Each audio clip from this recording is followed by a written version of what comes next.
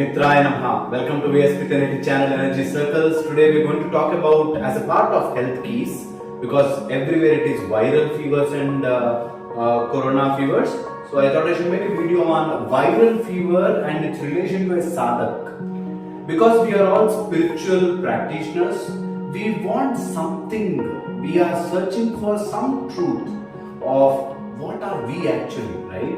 So in that format, we may think about God, we may think about a statue, we may think about something else, some dhyanam, some meditation, some kind of book, some kind of spiritual, practices we are talking about.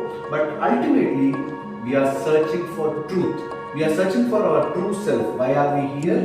And what are we going to do, right, in this lifetime? So those who are all in this pursuit of searching for that ultimate truth, we all took different paths. Out of this, we as mitras, as Surya sadhaks, in the part of Theosophical Commission, we do so many Arkavidya, Vedasahasrapaat, or different kinds of courses we offer. So in this, we have to understand, in our Theosophical Commission, we clearly tell you, no matter what are the circumstances, do your sadhana. Sadhana will help you. People, those who are new to this, they will think sadhana is some kind of very difficult thing and you cannot enter into this. No, it is not difficult. Theosophical Commission specifically designed these courses for busy people. At least some part of your life you have to include them. Otherwise, you may live your life up to 60, 70 years, then you will look back and see, okay, I've tried hard, I've earned money, I've built a building, but what did I do? Did I live my life profoundly? Did I live my life with a pleasant environment within me, or am I agitated, am I shouting, am I depressed, dull? All these things will come into your mind. So, to understand this, we are searching for some truth. We are searching for some kind of reality which is lying within us. We offer different sadhanas. We do different kinds of sadhanas to live in a certain kind of frequency. If we live in certain kind of frequency, our life becomes much more beautiful, much more interesting, and much more experiential, right? So that is what we do all through the process. So now, during fevers or during some kind of disease to the body, your body talks to you more. So in case of viral fevers, your body talks to you in a much louder voice. All you have to do is you have to listen to it. During fevers or during some kind of disease, your body says so many things to you. All you have to do is make a note of it and change yourself, right? Because there's all viral fever time, there is corona time that's going on. So because it's corona time, because it's viral fever time, I thought in the health keys I should add this. What is the people generally, the first point which I want to clarify is, generally people who talk about sadhaks, they think it is only for Hindus.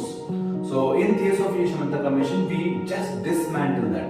We don't relate to any religion. That's very, very essential for us. That's the last thing we look at. That is the least thing, or that there is not at all consideration for us. It is not for Hindu, Muslim, Christian, some kind of other religions. No, it's not at all related to that. A sadhana is some kind of a practice. And what do you do? What kind of practice you can do during your viral fever is what I'm going to talk about now. Right? The first is, we are not aiming this to Hindu. Please don't, even in this video also, don't track it down to some culture, some religion, right? It's not related to that. I'm being very, very frank and I'm being very, very truthful, right? So it's not related to religion. One. Second is importance. Importance is, if you are a sadhak, okay, during these viral fever times, you should understand your sadhana is much more important to you than your medicines, right? I don't say that don't take medicines, but I say preferably do more sadhana as well, right? So how do you do that? I'm going to talk. So don't stop video till here and come to a conclusion. Look, watch till the end and then decide, right? So your sadhana is more important during your fevers, during your disease conditions, right? This is important. Next is, remember this, whenever there is a viral fever or viral kind of cold, flu, influenza, or some kind of viral related sore throat, or some kind of pharyngitis, laryngitis, some kind of pneumonias and all, remember this, airway gets blocked. Airway is from your nose till the alveoli of your lungs. It's all the air system, that is respiratory system. So basically the airway from the nostrils, it goes back up till trachea and first primary bronchi. So till there, your airway is filled with a lot of ciliary cells. The cells will be having like this. There is some kind of tentacles like things which will catch hold of the mucus and push it out. It keeps pushing out. So whenever you are having cold, you see, and all, you will get that mucus. The mucus is constantly maintained by that cilia, and those cilia will keep pushing it out. Ciliary cells, right? The ciliary cells. And this cilia will collect that mucosa, will trap all the dust, bacteria, virus, all kind of things, and it just puts away a lot of mucus, and that mucus will trap all that unwanted thing, and it will hold it there. It will not allow it to go into the lungs and all, right? So whenever your cilia is strong, if your ciliary system is strong, if your ciliary system is not dead by smoke or some kind of habits, and then if the cilia is working properly, then no bacteria or virus can actually go inside into up till the lungs. But the problem is not all bacteria and virus are foolish, so they somehow get a track back into the lungs and go inside the lungs. All I wanted to say is, if you can maintain the cilia very well, most of the dust, viral, bacterial contents are caught in that mucus trap, and that can be easily expelled out. Right? So this point I want you to remember this. So always in your airway, always maintain a healthy ciliary system, right? And airway should never get blocked, or any system should never get blocked. I made a video on the blockages, right? If you find time, please watch that video. There is airway, if it gets blocked somewhere, if you see cold, if you see influenza, your nostrils get blocked. But if you observe it carefully, you never get both nostrils blocked. Did you ever find your both nostrils getting blocked? You will have one nostril blocked, the other nostril slightly maintains that patency. Otherwise, your mouth, you will start breathing from your mouth. You will like, because you are breathing from the mouth. So airway is important, and it should never get blocked. So maintain your cilia very well, and always try to remove that kapha or that kind of mucus in your mouth. So during this process, I don't want you to forcefully expel it out. Forcefully, I don't want you to take it from inside and expel. But during viral conditions, you will somehow have running nose or some kind of throat infection and all. If it is dry, don't push it out forcefully. Right? Because your body is trying to put a layer of mucosa and trying to heal it, and if you use some kind of lozenges or these chewable kind of tablets, and you put it in your mouth, you feel that menthol is going inside, you feel happy, but that will abrade your mucosa. So stop using menthols. If you are a sadhak, you should never use menthol, lozenges, tablets. You should never put it in your mouth, right? Remember this. So this is one thing I want you to make sure you follow it. Next is, warm water will help a lot. Warm water will clear away a lot of mucosa. I say warm water, preferably lukewarm water, not direct warm water or hot water. Don't drink hot water or warm water. It should be semi or 25% less than warm water, right? So that is very, very important.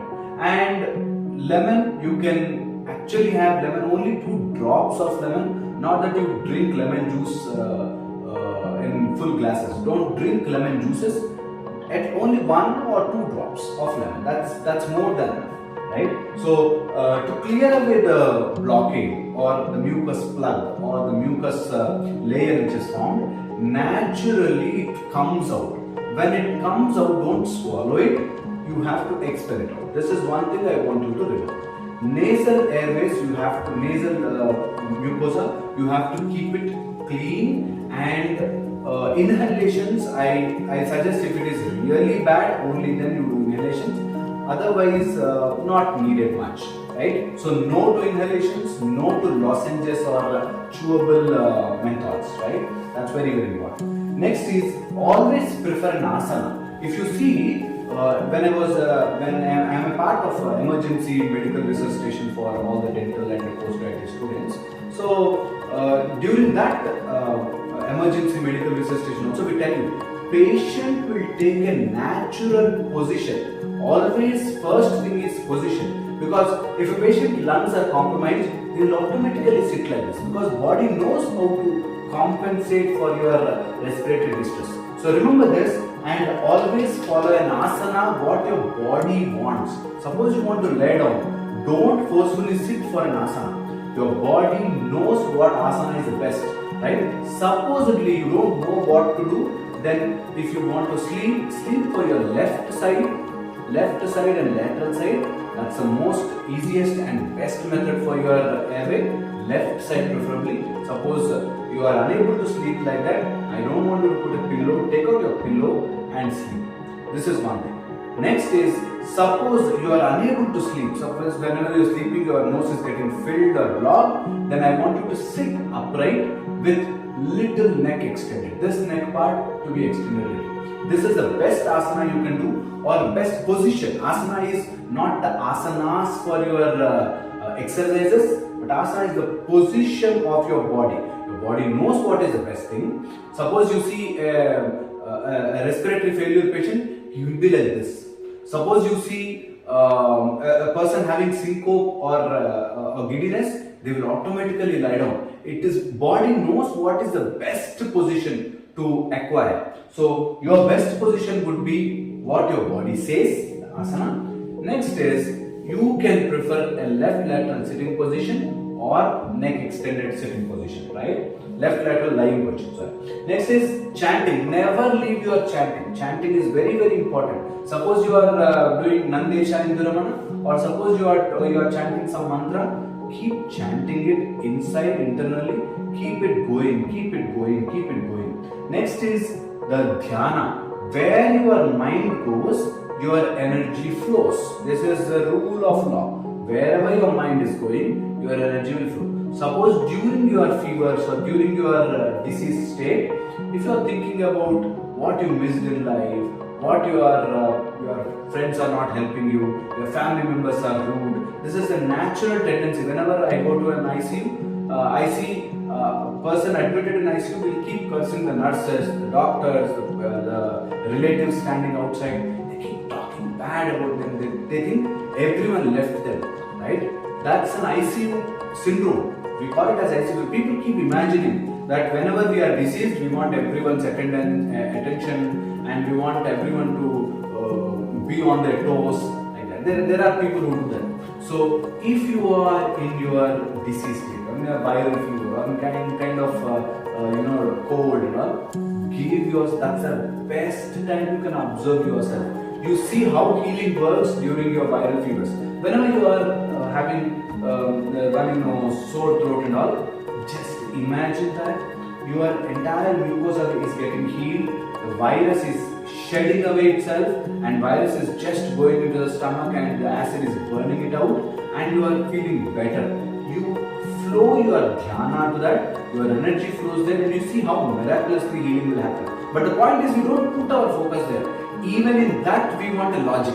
And I feel logic is so distressed and depressed that you don't need logic when your body knows everything. All you have to do is put your dhyasa there or put your dhyana there and let your energy flow to heal it rather than worry and increase it, right? So I want you to focus all your attention onto your disease and let it go, let it vanish, let it just heal on its own, and you add your energy to it so that the healing happens faster.